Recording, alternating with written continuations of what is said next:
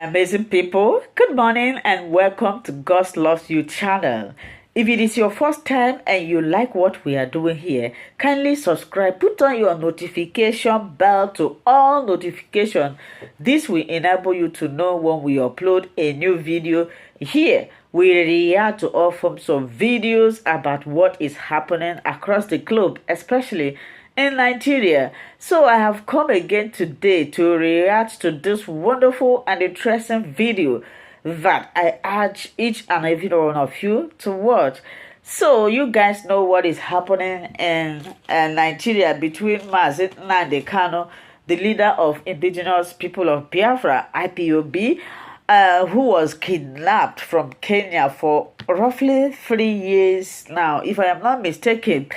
So recently we saw how the Eastern politicians who, according to story, were the ones that planned to kidnap him, now they are calling for his release. So the video you are going to be listening to is coming from former Nollywood actor Andy Okonkwo, or Andy that acted married, living in bondage, Kenneth Okonkwo, yeah. So I never know say Kenneth Okonkwo get better or oil for his head. I want us to listen to this video. I will be here. We'll listen together and we'll come to the comment section to air our minds. So hang in there.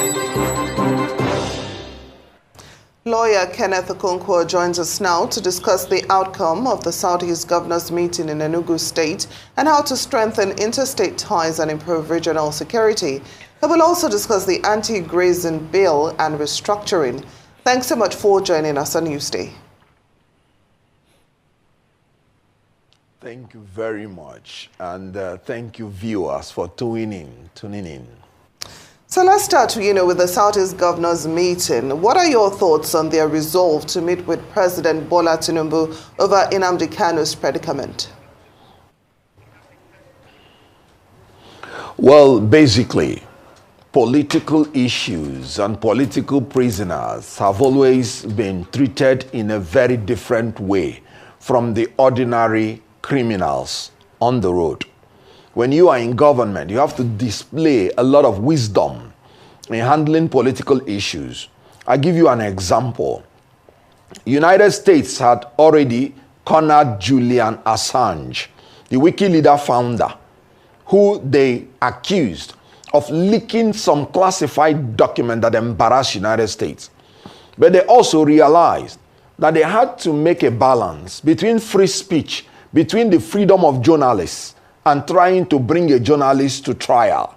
They know that Russia is holding some of their citizens who are journalists and they are trying to bring espionage charge against them. Knowing this, they know that even if they bring this man to the United States, they will still, face some backlash.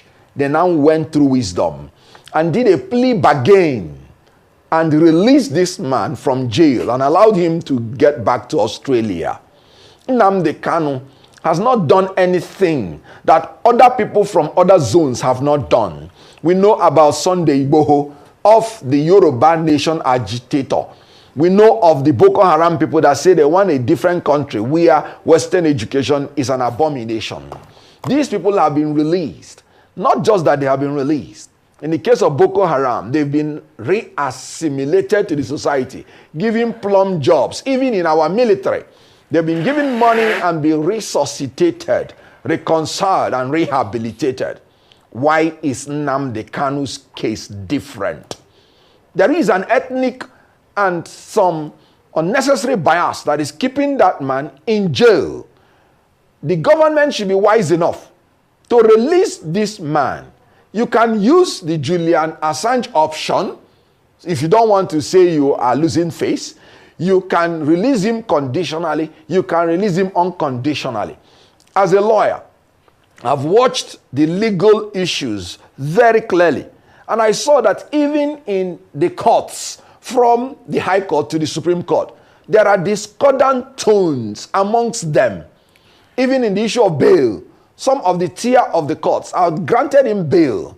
Even in the issue of the charges, some tier of the court had quashed all the charges.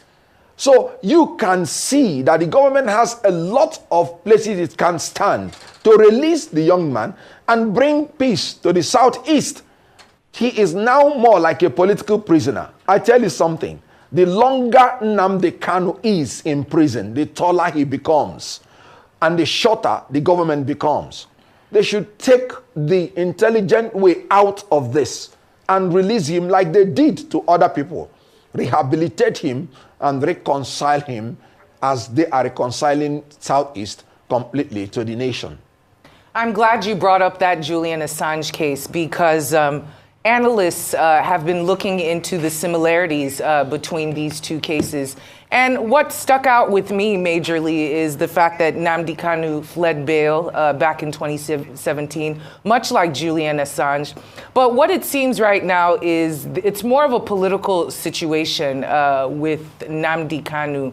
With Julian Assange, it seemed that the potentness or the pungentness of his crimes seemed to deteriorate as the world grew and as time went on and more leaks like this happened. In the case of Nnamdi Kanu, some could argue that him staying in jail, of course it's unfortunate, but him being released would also lead to some unintended consequences in terms of an escalation of violence. This is allegedly, etc., and the reigniting of his followers who seem to be scattered all over the world and seem to be a bit of a thorn in the flesh of individuals who have been suffering the sit-at-home orders and all the other violence that has come about. How will they be able to balance those two equations of keeping him in jail, which is worse, keeping him in jail or letting him out, and potential violence escalating? What are your thoughts on that? My thought is this. I brought the Julian Assange issue just to tell you that the government can use wisdom and bring about situation where they will tell him, you've spent so and so time in detention. Let us count it for you as any punitive measure for whatever they may say he had done. Allow him to plea to any minor offense that will suit that number of times he has already stayed and release him. That's why I brought the Julian Assange. That's wisdom. Then secondly, you can release him conditionally and tell him, look, this will bring crisis if we release you. No responsible government will say, let us release you when we have not gotten a commitment from you that you will no longer go along this line. The young man had said that he is willing to negotiate, that he is willing to talk. So you talk to him, that is releasing him conditionally. Then the third one is releasing him unconditionally. So you have a choice, but the three of them will land in releasing him. The most important thing is that the government checks the cost-benefit analysis in whatever it is doing. And I can tell you that the benefit of releasing him, if you can make him to get commitment on what you want him to do after releasing him, will be better than keeping him. Because keeping him has not solved the security situation in the Southeast. It has not stopped the agitation. As a matter of fact, it is making even the agitation to now be multifaceted, to now be unknown. That's why you hear the unknown gunmen. So it's more difficult to tackle. So releasing him, in my own opinion, will be better off now than keeping him. The benefit of releasing him will be better than the cost. So you negotiate with him, know the best option, and release him.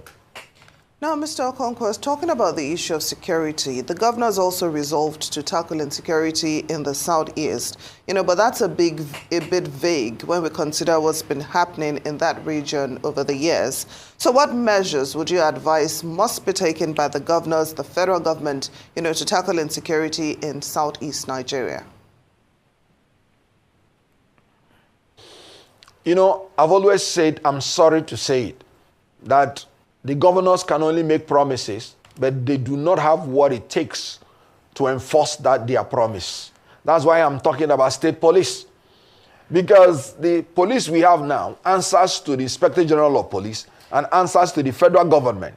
So no matter their plan, no matter their opinion, no matter the objective they have to tackle insecurity, it is still subject to the efficiency and effectiveness of the national police, which is outside the purview of their power. So the best way this federal government can tackle insecurity at the regional and state levels is to grant state police to the states, amend the constitution. People always talk about abusing state police. Let me state it clearly here, that I am not assuring anybody that some governors will not abuse state police. They will.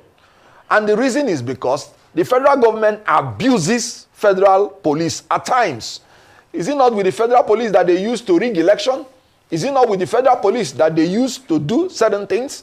So that the mere fact that some state governors will abuse state police will not be the reason you will say the right thing should not be done. Because the abuse we are getting now from kidnappers, from terrorists, from rapists, from unknown gunmen, from all those people are more than what any state governor can use state police to abuse the people in. And let me tell you, when the government is acting, the people have recourse to the law to seek redress. So when outlaws are acting, the people have no recourse to claim any damage or to even stop them from doing anything. So they will just be dying for nothing. So the abuse that the state governors will subject the state police to is very much better than the abuse we are receiving from the outlaws, from the terrorists, kidnappers, from the armed robbers, and from assaulters of integrity and the personality of human beings. So they should be giving state police. Then again, the Southeast governors, they should cooperate, because the landmass of the Southeast is not so much. So whoever does any crime in Enugu can sneak into Ebonyi, to Abia. And if they do not cooperate, they won't be able to trace the criminals within the regional level. The state level will be too small for them to operate. So it's good for them to cooperate to eliminate the threat of insecurity. The unknown gunmen are known. It is only an inefficient government that will be attributing insecurity to unknown gunmen. Please, is there any criminal that brings himself to advertise himself when he wants to commit crime? Every criminal wants to be unknown. So the mere fact that you're saying things are committed by unknown gunmen, you are actually displaying your incompetence. So there is nothing that is committed by an unknown person. It is committed